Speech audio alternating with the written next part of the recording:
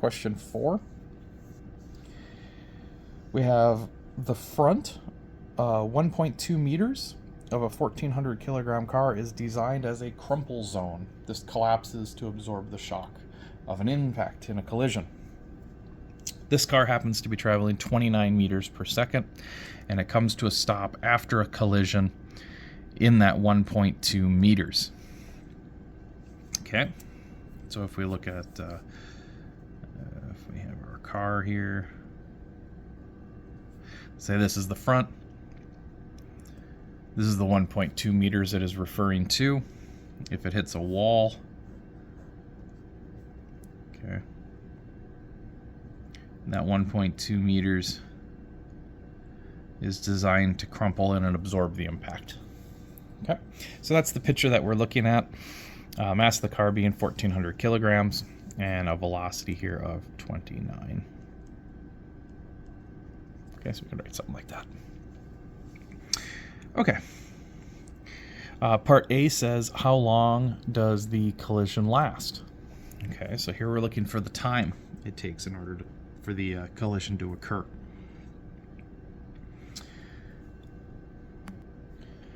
Okay.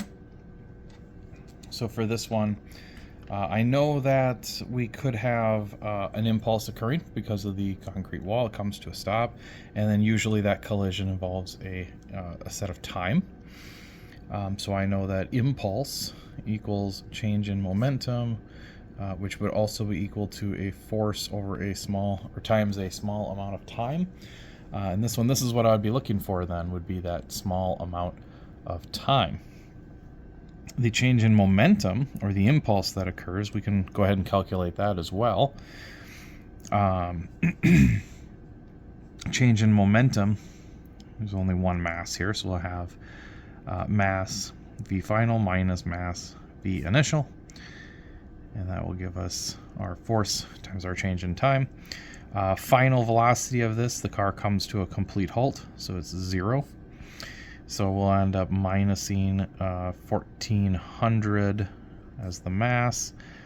Initial velocity was 29, and that equals some kind of a force times change in t. All right, so we're partway there. We just we need to figure out how much force was involved in this, and it didn't tell us up here too much about that. So it's kind of a little bit tough to figure out force, but there are ways of figuring it out. We see that it told us 1.2 meters. Okay, told us that one for a reason, so we got to figure out a way to use that. And what we do there that involves forces and distances is work. Okay, remember work is just the change in energy, and that's also equal then to force times a change in distance. And of course we can throw in a cos theta, that's just fine.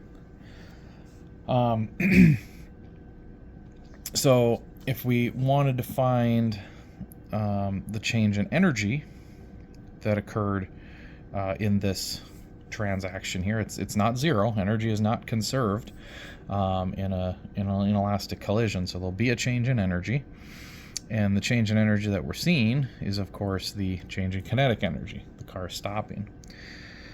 So for here, change in energy, we'd have 1/2 mv final minus 1/2 mv initial of the car. Both these got to get squared, 1/2 mv squared. And this would be equal to the force that the wall is putting on the car, right? Force that the wall is putting on the car. The change in distance, now that one works, it's 1.2. Okay, so we're able to use our 1.2, the change in distance. And then for the cosine, let's see what I want to do with the cosine. Car would be traveling in, the 1.2 is the distance that goes, so I think we should have a cosine of 0. Okay, so this is the force on the car acting on that.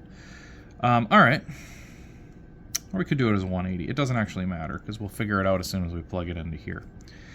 So let's see, 1/2 mv final squared. Okay, car came to rest, so that one has to be a 0.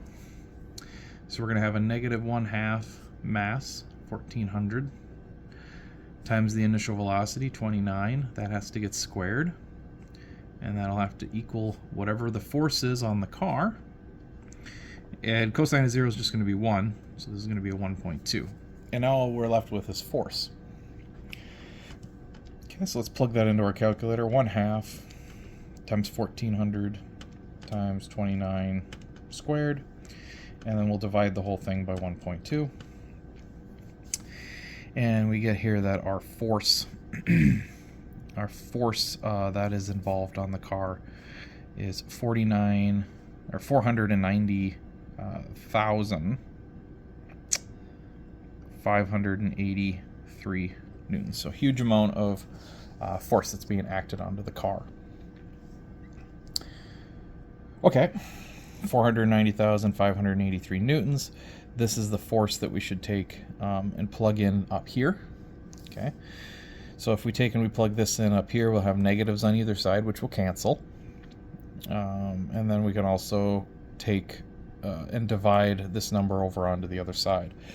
So 1400 times 29 gives me 40,600. Okay, this is 40,600, and I'm going to divide F on both sides, and here's F. Now, like I said, the negatives have already canceled. If you ever get into an issue with that where there's a negative time, you can't have a negative time. The accident did not take negative time to occur. So you know there's just a change in sign somewhere. All right, so let's take that divided by 490,583. And we get then that the change of time should be 0.083. And of course, this is in seconds. Remember your units, which matches what we have up here. Okay, so that one is a bit involved. Okay, that's the direction that we're going with these. Part B to this, though, however, is kind of simple. It says, what is the magnitude of the average force on the car? Magnitude of the average force is, of course, going to be our 490,583. Don't worry about this number. It's not correct anyway. 490,583 newtons would be the magnitude of the average force. In terms of G forces, how many Gs would the occupant feel? Remember that 1 G is equal to 9.81 meters per second. Okay, so for that, since G is in terms of acceleration, we have to figure out what our force is in terms of acceleration. So remember that all forces are just equal to ma. Okay, and if I take m as being the mass of the car, 1,400 kilograms, and I take that magnitude of force and plug in there, I can get an acceleration. So let's try that. Let's take 490,583 divided by 1,400s. This would be A then would equal 350.4 meters per second squared. Okay. So that's from here. Okay.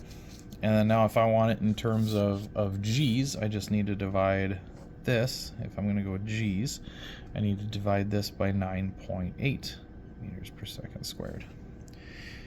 Okay, if I do that, I get that the number of G's felt on the car was, it's actually 35.7, 35.8, so let's go 36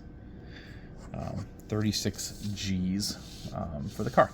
Okay, so 36 G's, and that's what we have up here is 36 G's as well. Okay. I'm going to change this to, instead of the occupants in the car, I want to figure out how many G's would be on the car, since we're using the mass of the car here. Okay, so you'll see that correction on your homework, but you'll still have the same solution.